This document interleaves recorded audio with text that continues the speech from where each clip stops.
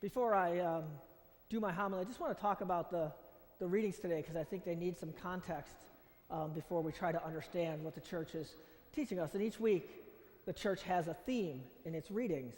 And we hear today, in the Old Testament reading in the book of Genesis, the story of Abraham being asked to sacrifice his son. And I remember a lot of people I know, and sometimes even myself, I would say, I really love the God of the New Testament and Jesus, but the God of the Old Testament kind of seems mean and scary.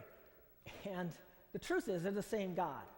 Okay, but sometimes people get confused because they hear these stories and they don't necessarily understand the context. And so Abraham's story of being asked to sacrifice his son on the surface is an absolutely horrible story and a terrible thing for God to do. But God is trying to make a point. And to understand the point, you have to understand a little bit about where Abraham is coming from. Abraham makes this long journey from somewhere in modern-day Iraq or maybe Kuwait, and he travels all the way up the Tigris and Euphrates and comes to the people in Palestine. And on his journey, he meets a lot of different groups of people, and they all believe in different gods, these pagan gods. But one thing they all have in common is that they sacrifice to these gods. And what do they sacrifice? They sacrifice human beings. And so that's a part of the culture that Abraham is traveling through. So God in this story is establishing with Abraham that this God, the God of Israel, the one true God, does not desire the sacrifice of human beings that the pagan gods, the false gods, seem to want. And so God is establishing not the sacrifice of human beings. And what does he provide Abraham? He substitutes it. He substitutes an animal. And so the people of Israel establish a sacrifice of animals at the temple in Jerusalem. And then what happens?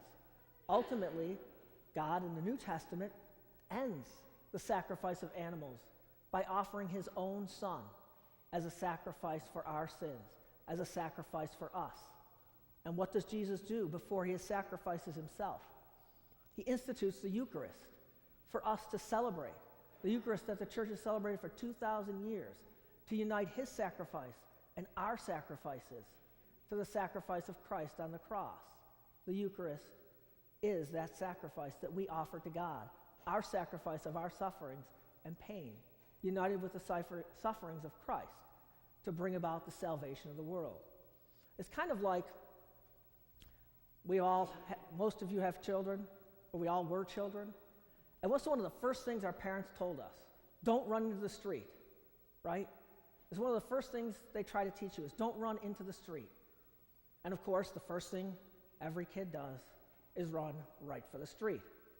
It's how I learned my middle name. Thomas Michael, get back here. But my parents never explained why I shouldn't run into the street, did they?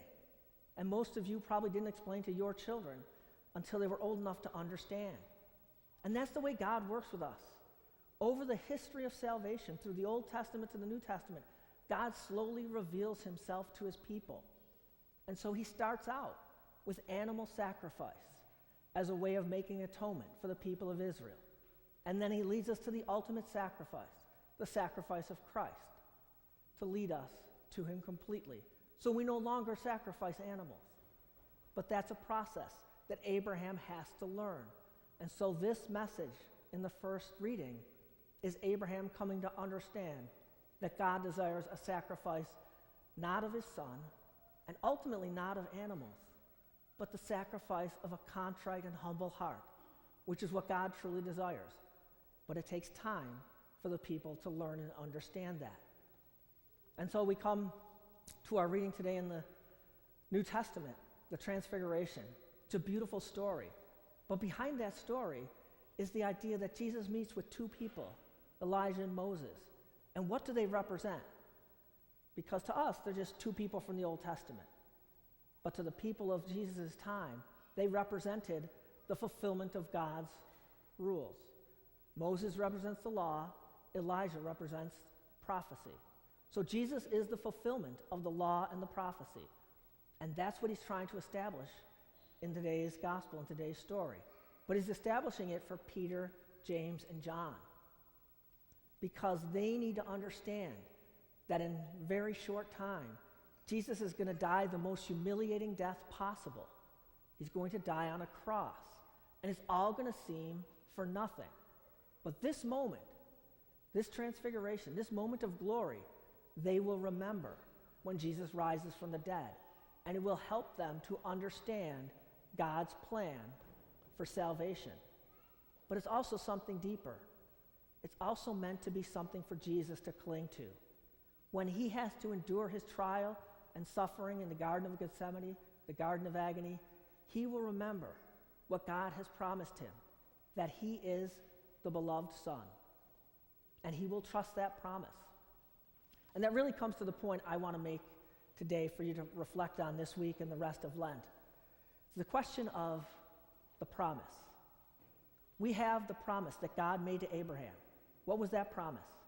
He promised him land, and he promised him many descendants. Many descendants, as numerous as the sky, the stars in the sky. And yet, God comes along and says, it's taken a long time for you to get this son, but now I want you to sacrifice this son. And of course, that would end the promise, right? Because if he sacrifices his son, how can he have any descendants? He can't. So he has to make a choice to trust the promise or the promisor. There's a difference. And Abraham trusts the promisor, the promiser, God. He trusts that God's promise will be fulfilled no matter what happens. So he believes that his son is the promise to be many descendants. But he trusts God greater, and he places his trust in God. Jesus does the same thing in the garden when he doubts and he struggles and he asks God, if possible, let this cup pass over me, but not my will, your will be done. So he doesn't want to go through the trials and the cross, and he asks God to take it away from him.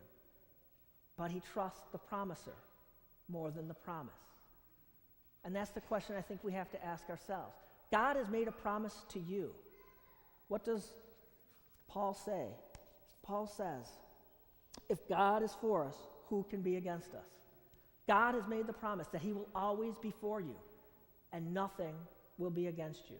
That God will always be with you each and every day of your life. That is his promise to you, to each and every one of you personally. He has made that promise. Now the question for you is, do you trust the promiser when things go wrong? When you have struggles and trials and tribulation? Do you question and say, where was your promise? You promised to be with me. Or can you place your trust in the promiser, the person who made that promise, God? Because Abraham was able to place his trust in God, not in the promise, not in understanding exactly how it would be fulfilled, but trusting that God would fulfill it. Jesus did the same thing. Paul did the same thing. The apostles ultimately did the same thing. And God desires of you to place your trust in him, that he will fulfill all his promises to you.